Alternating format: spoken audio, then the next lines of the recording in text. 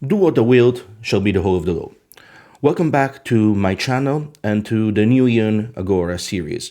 This series where I'm trying to tackle all kind of different topics, always focused on magic and thelema.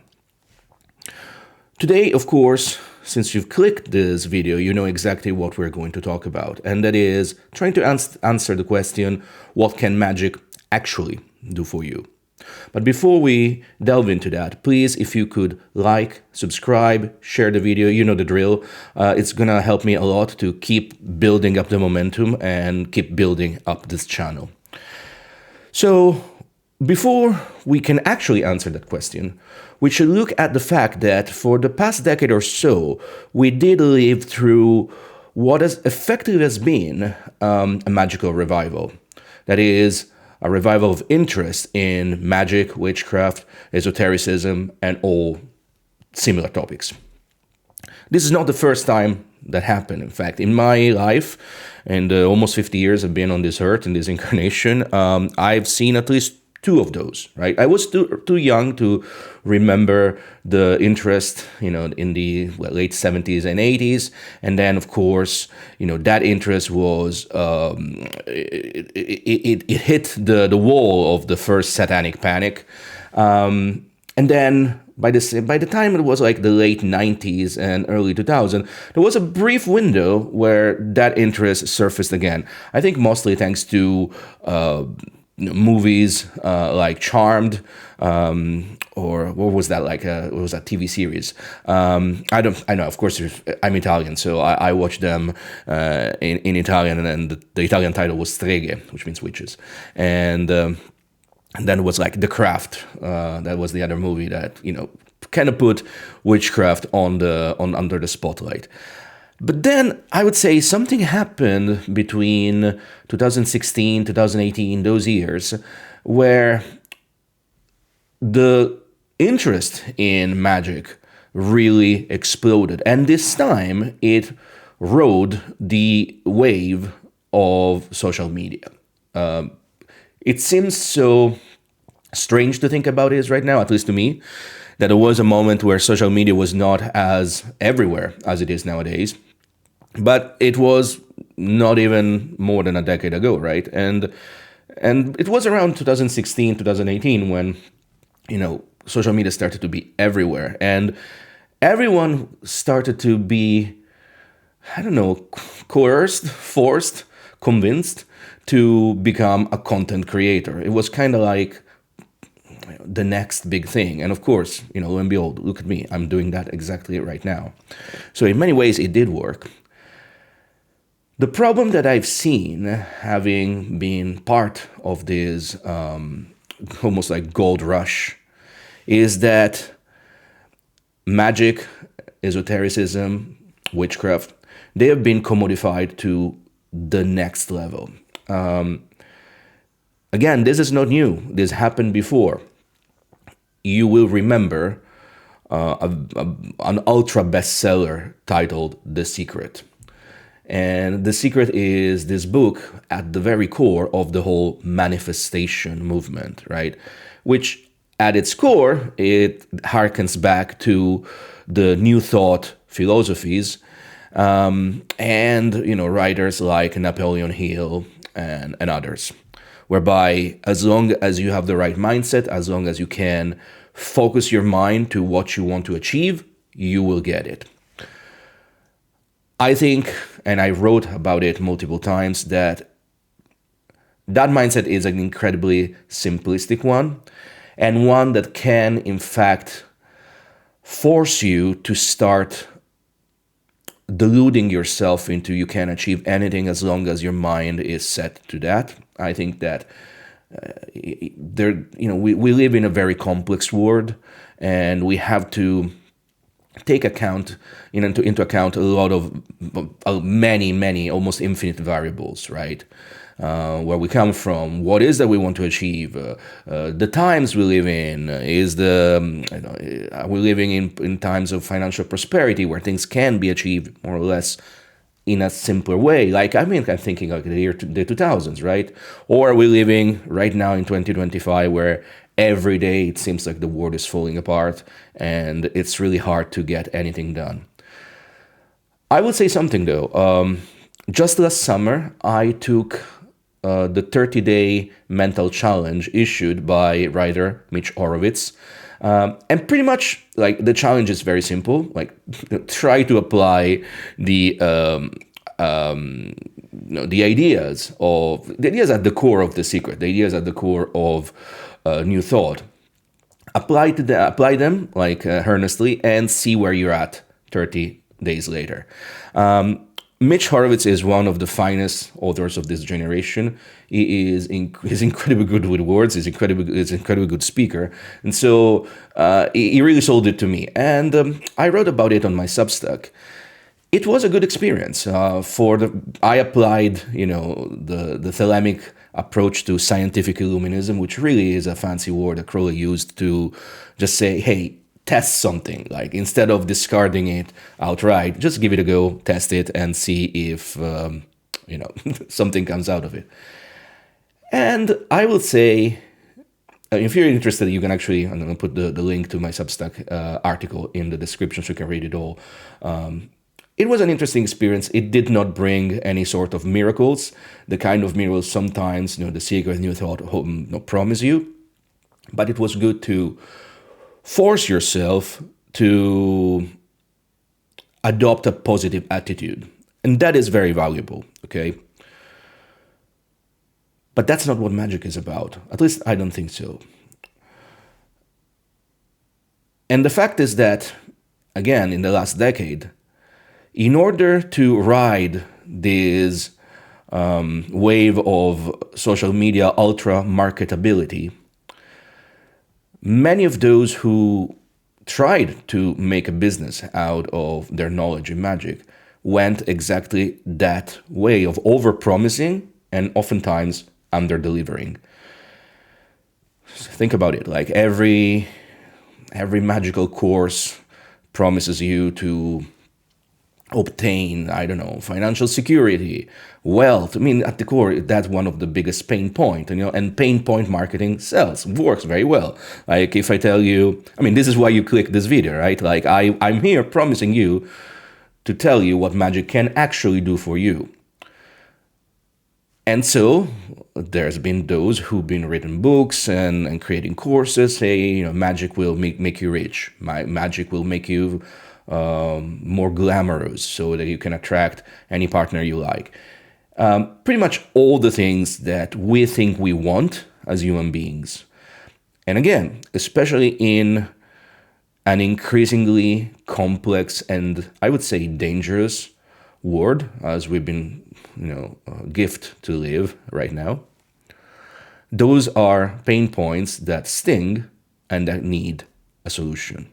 And I will hear someone say, wait a second, Marco, that's not just something that you hear in New Thought, in The Secret. This is not just something that, it was promised to us by, those peddling practical magic or repatterning courses. That's what you find in the Grimoires of old, right? If you pick up any grimoire, that is any ancient book of magic that allegedly harkens back to a true tradition, you will find that you conjure the spirits in those grimoires because you want to get something out of them. John Dee and Edward Kelly started their Enochian explorations not so much to have a conversation with angels. They didn't know what the Enochian angels were at all. And I'd argue they never knew till the very end. And I would argue that some of us still don't know exactly who they are and what they want, but maybe this is for another day. At the same time, they wanted to turn, lead into gold. They wanted to get information from the spirits that could help their other endeavors, very earthly endeavors. So, what are you telling us? Like that? Cannot magic do all of this? I would say that, of course, it can, but the problem there is that what nobody ever tells you is that it's not just about reading a book and saying the right words or dressing the right way. You have to build something that some has described as spiritual authority. In many ways, that is the reason why in the Grimoires you dress up in a certain way, because what you're trying really to show that you're dressing up like a high priest, you're dressing up like someone who can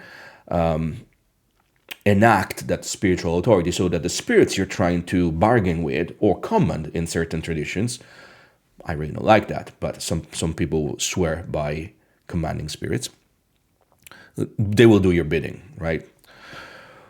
Well, at the same time, you were going to obtain that spiritual authority only after a long training and after you had, proved to yourself and to the cosmos specific aptitude, specific purity of aim, and also the ability to live a life properly ordered, right? And again, this is something that flies into the face of a lot of the promises also of chaos magic. I mean, chaos magic it's something that I experienced a lot in my life, especially when I was younger, to a degree of success. And what eventually I came to learn is that chaos magic, with its very, anything goes approach, nothing is true, everything is permitted, that, very simplistic approach to the sigilization technique that comes from Austin Osman Spare. And in Austin Osman Spare had a much deeper meaning than just create a sigil, activate it, usually, via autoerotic sex magic, and then, things happen. Looking back at my own experiences with chaos magic and looking back at those around me, those who've been experiencing with chaos magic over the years, it seems to me that most of the time it happened, like it did produce results, because the world around was much easier to change. Again, I think it is much easier to obtain results when you're living in a world where the economy isn't completely destroyed all the time, right? As we have been experiencing since the COVID pandemic. And there's also something else that all of those who are trying to convince you that magic is something that you can learn only by reading a book, only by completing a course. And again, I'm selling courses, I'm selling books. So just to be absolutely clear here, I would argue that maybe I teach you exactly how to do those things in my courses and in my books, but I digress. We have to admit that magic is not a universally democratic in practice, right? It's like music and math, or anything else really. Some of us are born with a disposition to it. Any of us can learn it. Some of us will be more naturally apt at it, okay? And so again, maybe some of you bought all the books, bought all the courses, but then you never obtain the result you wanted from these experiences because, well, possibly no one has taught you properly that there is not a one-size-fits-all, which again, it's something that has been, pushed again and again, this narrative that magic is a one thing for everybody, because it's easy to be sold this way. I have said in the past that the law is for all, and as a telemite, this means that, in a nutshell, that everyone can give this a go. This is not, magic is not tied to, your bloodlines or anything like that. It's more about how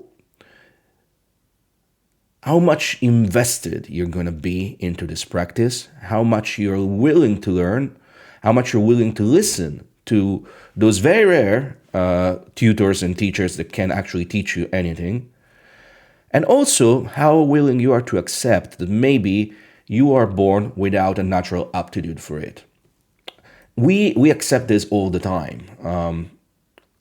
I've been playing guitar all my life. I'm a decent guitar player, but I'm not a super virtuoso, and I would like to be. But it seems to me that, since the times where I would spend 6 hours on the instruments are long gone. I did for a while, and I could play Megadeth perfectly. And for those of you who know what I'm talking about, you know that Megadeth can be quite tricky to play. But then again, I've seen over the years, the vast variety of guitar players they just have it. They just have that talent, right? And we accept that for music. We accept that for sports. We accept that for a lot of things. Magic is the same, okay? Incidentally, if there was ever like an old tradition that somehow ended up, coalescing into the Grimoires, which are often, used as this example of the old magic that worked, the old magic of results, right?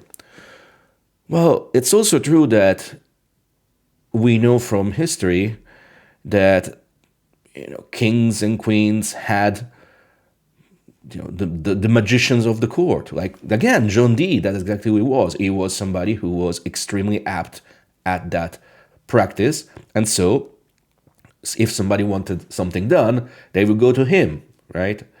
It's the same concept, right? Like, again, I'm trying to tell you that we have been going through this phase of trying to convince ourselves that magic is incredibly democratic. And it is, and it isn't at the same time. And likely that is the reason why some of you might have tried these practices and have not gotten the results you wanted out of it. And so for the third time, what can magic actually do for you? I think that we can synthesize this in fundamentally 4 points. I think it can give you inner gravity, that is, the kind of presence that does not scatter under pressure. Like magic, these practices tell you exactly who you are if you decide to truly invest in them. It gives you stability. So that is like the kind of like the nervous system that learns rhythm and recovers faster. And also teaches you how to not react to everything around you, but to instead act upon the things that you're meant to act upon. And I think this has been misconstrued from time to time. And also this ties into the concept of the thelemic true will or pure will. But again, this is not what we're going to discuss at this time. Maybe at another time. I think that magic can teach you how to weather the storms of life by learning who you are truly, by learning what you truly want instead of, following every whim that might arise in you build those foundations that are strong enough to withstand the storms of life. And as I said multiple times already, I think that's a skill that's sorely needed in this day and age, right now in 2025. I hope that some of you are watching this video, 5 years from now, and laughing at it because the world took a turn for the better. But as of today, the ability to weather the storm and have a solid foundation, I think it's incredibly useful. And that's what magic can do for you. And finally, which is something that, ties into everything we discussed so far, a proper magical practice can give you orientation. And that is a clearer sense of that true will. And once you have that, the world presents you automatically simpler choices that are almost like precisely tailored for who you are and where you want to go. And so, it's quite different than I want to learn magic because I want to summon demons and become rich. That could be what you want. That could be your true will. But you have to go through this process of discovering it first. And you have to be extremely clear that there are those who are trying to sell you shortcuts that just do not exist. And think about it. If those shortcuts did exist, they would use them themselves, as opposed to trying to sell you a course or a book or whatever. It's, again, pay important marketing, right? Nothing else. I think there is a latitude where you can actually say, these, let's say, these introductions to magic can be useful.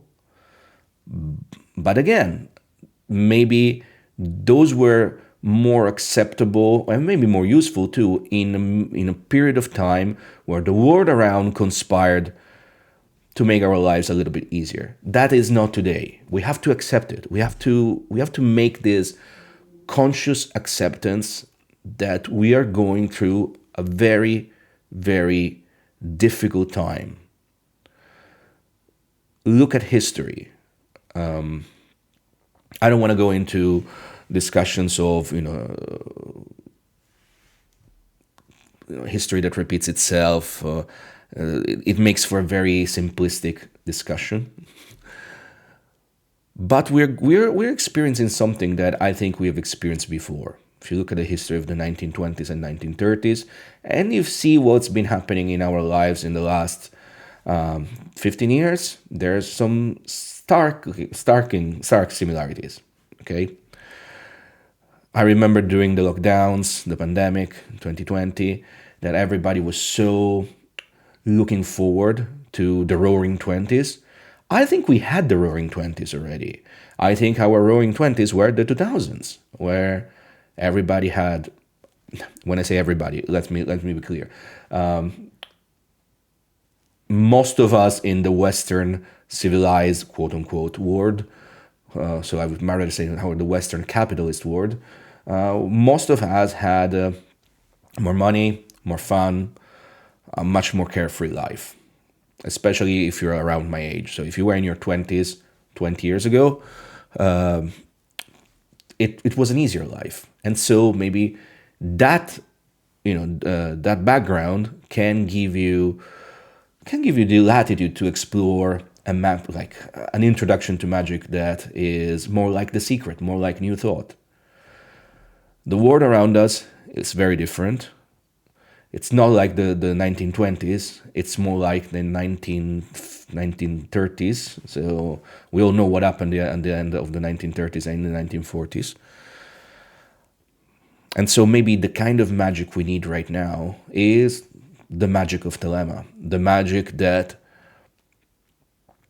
tells you to find who you truly are, find your center, and then keep going towards that goal that is laid in front of you by finding that center. It's almost like you find the orbit of your star, to use a thelemic allegory. There are multiple practices that can help you in finding exactly who you are, finding what we call in magic your true will. But maybe this is for another video. I think we have unwrapped the mystery of what magic can truly do for you. It could be that it is, summoning of demons and angels, contacting other disincarnate intelligences. It could be that you can find ways to increase your wealth, increase your glamour. But what can magic really do for you is to tell you who you truly are, and by doing so, give you almost like an impervious shield that will protect you and sustain you through the storms of life. So that's your question. Once again, thank you for listening. Please like, subscribe, share this video. Leave me a comment. Tell me if this resonated with you, or if you have a different perspective. Well, let's have a discussion in the comments below. I will link my Substack article about the 30-day mental challenge, which I think everybody should take it. Like it was an interesting experience. And I'm planning a follow-up video, which is, I think it's going to be titled Magic for Resistance. And it's going to be, once again, a little bit more political. But that's for another day. For the time being, do what the will shall be the whole of the law. Love is the law. Love and the will.